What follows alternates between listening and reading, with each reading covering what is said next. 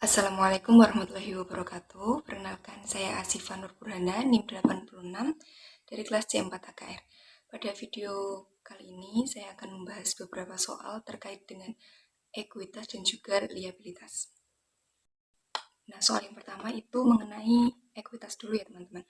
Yang pertama ini ada data ekuitas PT Prima per 1 Januari 2011 adalah sebagai berikut. Modal saham preference 8%, $150 nilai nominalnya, kumulatifnya 30.000 saham diotorisasi, 8.000 saham ditempatkan dan disetor. Kemudian yang kedua modal saham biasa, $80 nilai nominalnya, 50.000 saham otorisasi, 10.000 saham ditempatkan dan 10.000 saham disetor. Total share premium yaitu $50.000. Share premium biasa adalah 40% dari total share premium dan saldo laba sebesar 220% dari total share premium. Nah, berikut adalah beberapa transaksi yang dilakukan oleh PT Prima pada 2011. Nah, dari data tersebut itu, dari transaksi-transaksi tersebut itu, kita diminta untuk yang pertama membuat jurnal untuk mencatat transaksi, yang kedua yaitu membuat jurnal penutup terkait dividen dan laba neto, dan yang ketiga, buatlah laporan perubahan ekuitas, keempat, susunlah bagian ekuitas dari laporan posisi keuangan per 31 Desember 2011, dan yang terakhir yaitu hitunglah jumlah dividen dan dividen per lembar untuk saham preference dan saham biasa. Baik, langsung saja yang pertama ya, buatlah jurnal untuk mencatat transaksi tersebut.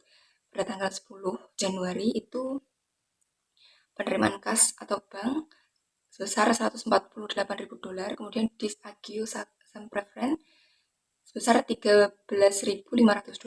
Kemudian kalau disagio itu penurunan nilai saham dari harga dari nilai yang sebenarnya gitu. Kemudian kreditnya itu saham preference 300 kali $105 yaitu $31.500.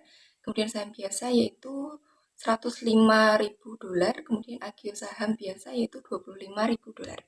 Nah, pada Februari tanggal 5 terdapat biaya pengacara sebesar $48.000, biaya saham biasa $44.000 dan agio saham biasa $4.000 yang telah tak dikredit.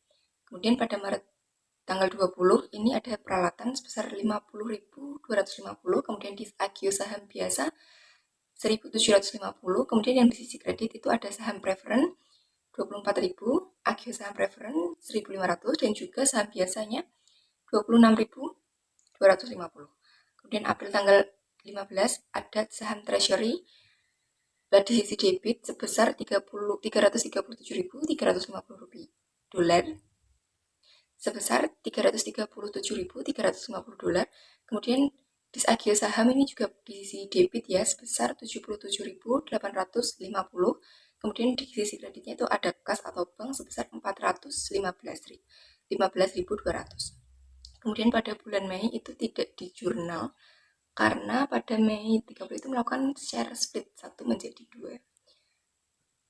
Kemudian pada Juni tanggal 25 itu saham treasury sebesar 30.000, kemudian disagio saham biasa sebesar 50.000 dan kasnya dikredit sebesar 80.000.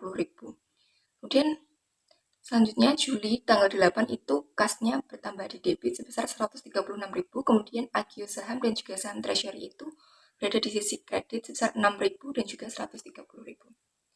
Kemudian pada bulan Agustus tanggal 18 itu kas bertambah sebesar 20.000, kemudian disagio saham sebesar 32.000, kemudian saham treasury berada di sisi kredit sebesar 52.000.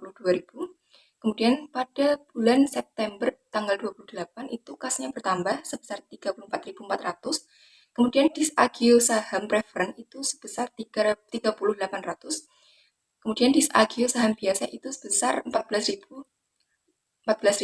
Kemudian di sisi kreditnya itu ada saham preference dan juga saham biasa yaitu sebesar 29.200 dan juga 50.000. Pada bulan Oktober tanggal 23 dividen tunai itu sebesar 244.000, kemudian dividen saham sebesar 517.755, kemudian hutang dividennya berada di sisi kredit sebesar 761.755. Kemudian pada bulan November itu tidak di jurnal karena mencatat nama pemegang saham yang menerima dividen, hanya mencatat nama pemegang sahamnya ya. Jadi tidak ada penjurnalan. Kemudian pada bulan Desembernya itu tanggal 3 Desember ada utang dividen 761.755.000, kemudian kasnya dikredit sebesar 761.755.000 juga. Kemudian pada tanggal 27 itu ada akumulasi penyusutan dan beban penyusutan berada di kredit sebesar 2.000. Kemudian pada tanggal 31 Desember itu ada laba bersih sebesar 450.000 dan laba ditahannya 450.000. Kemudian ini juga ada ya saham biasa dan juga saham preferen, ini kayak saldonya gitu. Mungkin nilai awalnya kan 50, kemudian pada tanggal 1 Januari dijual 1.000, kemudian penerbitan saham pada 5 Februari sebesar sebanyak 550, kemudian terbit lagi pada 20 Maret 350. Kemudian totalnya ini ada 51.900. Kemudian pada 15 April itu ada pembelian sebesar 10% dari 51.900 kan 5.190. Kemudian tanggal 25 Juni ini ada pembelian juga 1.000. Kemudian 8 Juni ada penjualan sebesar 2.000. 8 Agustus juga penjualan sebesar 800 dan juga 20 September sebesar 800. Jadi saldo akhirnya itu ada 49.310. Kemudian yang saham preferen itu nilai awalnya itu 30.000, kemudian pada 10 Januari itu dijual 300, kemudian 5 Februari itu terbit 150, kemudian jumlahnya itu 7, kemudian jumlahnya itu 30.450, kemudian pada 28 September itu dijual sebanyak 400, kemudian saldo akhirnya itu terperoleh hasil 30.850. Menggunakan metode FIFO, first in first out. Yang pertama itu melakukan pembelian pada 15 April sebanyak 5.190 lembar, kemudian dengan harga 65.000, totalnya 337.350. Kemudian pada 25 Juni ini juga melakukan pembelian lagi sebanyak 1.000 lembar dengan harga 30, sehingga totalnya 30.000. Kemudian ini pada 8 Juni itu melakukan penjualan sebanyak 2.000 dengan harga 2.000 dengan harga 65 sehingga totalnya 130.000. Nah, 2.000 ini kan diambil dari yang first in. Saham yang pertama kali masuk itu pada 5.190 ini dengan harga 65 kan.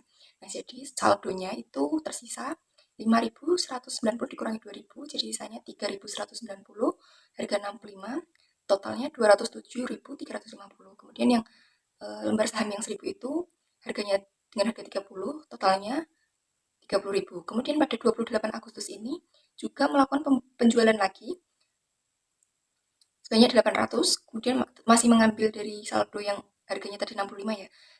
Jadi totalnya 52.000.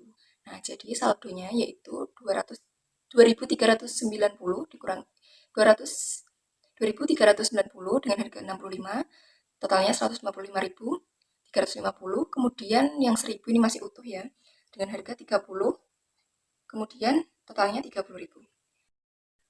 Nah, yang kedua, ya ini buatlah jurnal penutup terkait dividen dan laba neto.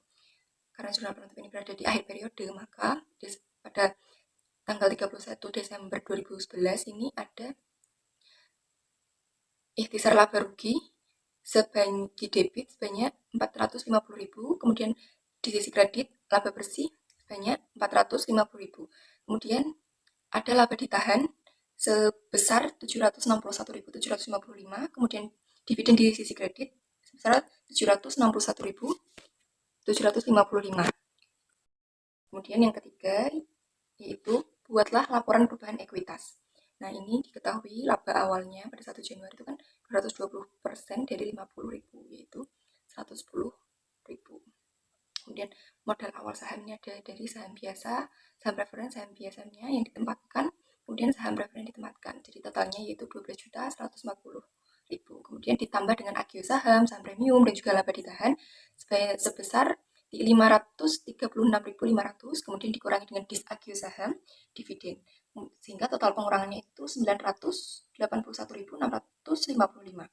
Kemudian diketahui modal akhirnya ini sebesar 11.804.845. Kemudian susunlah bagian ekuitas dari laporan posisi keuangan per 31 Desember 2011. Nah, ini bagian ekuitas ya, ini adalah saham biasa sebesar 4.640.000, saham preferennya 7,5 juta, kemudian saldo laba ruginya ini 335.155, kemudian total ekuitasnya diketahui 11.juta804.845.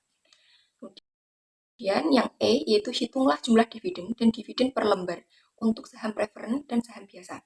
Dividen per lembar saham biasa itu rumusnya ini dividen yang dibayar ke pemegang saham biasa dibagi dengan saham biasa yang beredar. Nah, dividen yang dibayarkan ke pemegang saham biasa itu sebesar 517.755, kemudian dibagi dengan jumlah saham beredar yaitu 49.310. Sehingga diketahui dividen per lembar saham biasanya itu sebesar 10,5 dolar. Kemudian dividen per lembar saham preferen itu rumusnya dividen yang dibayar ke pemegang saham preferen dibagi dengan saham preferen yang beredar. Ini 254.000 dibagi dengan 30.850, diketahui dividen per lembar saham preferen yaitu sebesar 7,91 dolar. Kemudian yang soal liabilitas, ini ada 2 soal liabilitas ya. Nah, yang pertama yaitu PT Susu adalah pengusaha kena pajak. Mempunyai data sebagai berikut. Masa pajak Juli 2011 terdapat PPN lebih bayar sebesar 60 juta dan belum dikompensasikan dan diminta restitusinya. Sedangkan untuk masa pajak Agustus 2011 terdapat PPN keluaran sebesar 180 juta. Sedangkan PPN masukannya yaitu sebesar 100 juta. Buatlah ayat jurnal penutup untuk PT Susu untuk bulan Agustus 2011. Nah, ini ya jurnalnya Agustus 2011. Ini di sisi debit ada PPN keluaran sebesar 180 juta, kemudian di sisi kreditnya itu ada PPN masukan, PPN lebih bayar, dan juga PPN yang harus dibayarkan. Ini ada 100 juta, 60 juta, dan juga 20 juta.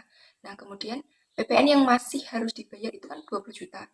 Kemudian ketika sudah dibayar ini, berarti kan mengurangi kas. Berarti kasnya dikredit sebesar 20 juta.